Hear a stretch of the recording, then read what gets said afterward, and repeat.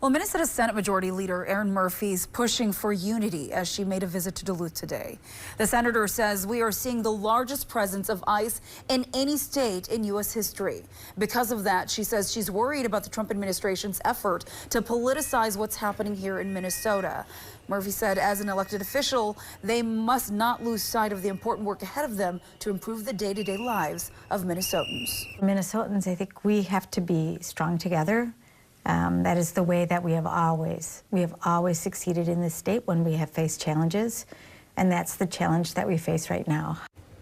Senator Murphy said with the federal freeze on funding, fraud and child care will no doubt be big priorities as they head into the new legislative session in a couple of weeks.